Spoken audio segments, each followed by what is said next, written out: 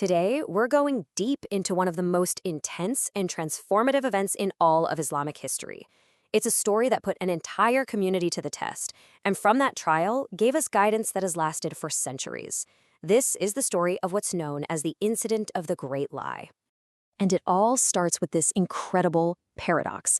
How could something so small, so personal, a lost necklace, spiral into a crisis that gripped an entire city and, in the end, brought down a direct revelation from God? It sounds impossible, right? Well, let's get into it. So, to set the scene, our story doesn't begin on a battlefield, but on the journey home. The Muslim community, led by the Prophet Muhammad, peace be upon him, is heading back to Medina after a successful expedition. It's a time of relief, a time of reflection, and they're almost home. Now, as was his practice, the Prophet would often take one of his wives with him on these journeys. And this time, the honor had fallen to his wife, Aishah. So the caravan is moving, everyone's in good spirits, and everything feels, perfectly normal. But it's right here, in the middle of the quiet desert, that a tiny, random accident is about to set off a huge chain of events. And it all started with a lost necklace. Now, to really get what happens next, you need to understand this thing called a haudash. Think of it like a small, private tent or carriage set on the back of a camel. It gave the woman traveling inside privacy. And this is exactly how Aishah was traveling. So here's what happened. The army was getting ready to move out at dawn. Aishah had briefly stepped away from the camp for a moment. When she came back, she reached for her necklace. It was made of these beautiful Yemeni beads, and it was gone. So she went back to look for it. But in that short time she was away, the men came, lifted her haudash onto her camel, and the entire army departed, completely convinced she was inside. And you might be thinking, how could nobody notice? Well, as Aishah herself later explained, it was a totally innocent mistake. She was a very young woman at the time, very petite and light, so the men hoisting the haudash just didn't feel any difference in the weight. They had no idea it was empty. So Aishah finds herself all alone in the desert. She just wrapped herself in her cloak and sat down, expecting them to realize their mistake and come back for her. But instead, a companion named Safwan ibn al-Muwattal found her. His job was to lag behind the army and pick up anything that was left behind. He recognized her immediately, brought his camel over for her to ride, and with the utmost respect, he walked ahead, leading the camel.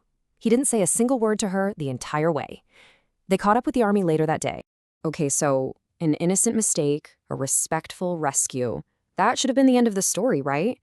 But in Medina, this completely innocent event was about to be twisted into a poisonous rumor, a direct attack on the Prophet's own household.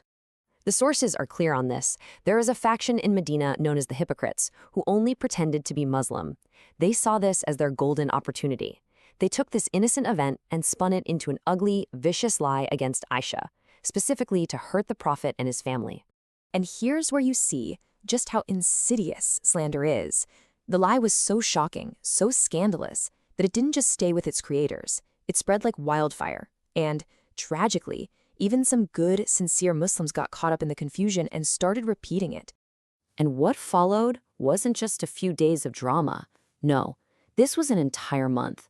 A month of absolute anguish. It was a trial of faith that shook the Prophet, his family, and the whole city of Medina right to its very core. For a whole month, the city was just buzzing with this poison. Aishah herself got sick as soon as she returned, and she had no idea what was being said about her. All she knew was that the Prophet seemed distant. Meanwhile, he was in agony, completely distressed, waiting for some kind of guidance from God. I mean, can you imagine his pain?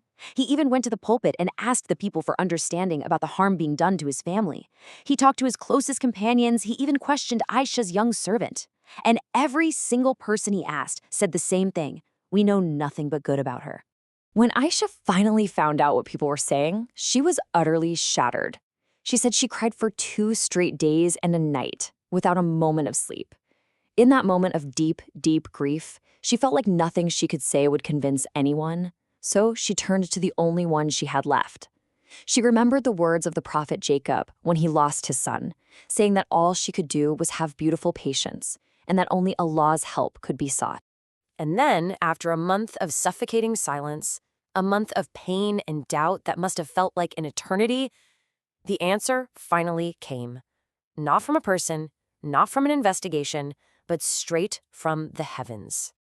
Just let that sink in for a second. A whole month. The prophet, his family, the whole community, just waiting. That period of silence was actually part of the test. It amplified the anxiety and forced everyone to face this crisis head-on, without a quick fix from above.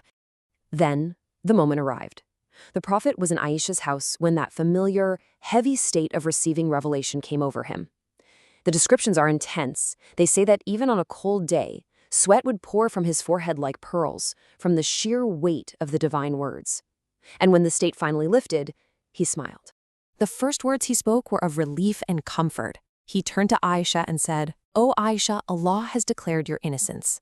The verses that came down, which are now in the 24th chapter of the Quran, Seerah and Nur, didn't just clear her name. They did something incredible. They reframed the entire nightmare, declaring that this terrible thing was actually a source of good for the believers. And this is so key. The revelation wasn't just about vindicating one person. It was about establishing a timeless blueprint for how a community, any community, has to protect itself from the poison of rumors and slander. Let's look at the guidance that came with it. The Quran asks this powerful, soul-searching question. When you heard the rumor, why didn't the believing men and women think the best of their own people and just say, "This is an obvious lie"? It then lays down a crystal-clear protocol. Step 1, your default setting should be to think well of others. Step 2, you should verbally shut it down. Call it what it is, a lie. And step 3, if someone wants to make an accusation that serious, they better bring the proof, which the Quran sets at the very high bar of 4 witnesses. But the lesson goes even deeper, to a really personal level. Aishah's father, the great Abu Bakr, had been financially supporting a poor relative of his. When he discovered that this same relative was among those spreading the lie about his own daughter, Abu Bakr, in his hurt and anger, took an oath that he would never give him a penny again. And what happened next is just sublime. Allah revealed another verse. It didn't scold Abu Bakr, it gently guided him. It called on people of grace to pardon and to forgive. And then it asked this beautiful question, do you not love that Allah should forgive you? Abu Bakr's response was instant. He said, indeed, by Allah, I do love that Allah should forgive me. And right then and there, he not only started giving the charity again, he actually increased it. And really, that's what we're left with. This isn't just some story from 1400 years ago. In our world of social media, where a rumor can cross the globe in seconds and a reputation can be shattered with a single post, these lessons are more critical than ever. It forces us to ask ourselves, how do we treat information? Do we give people the benefit of the doubt? And when we've been deeply hurt, can we find it in our hearts to forgive for the sake of something much, much bigger?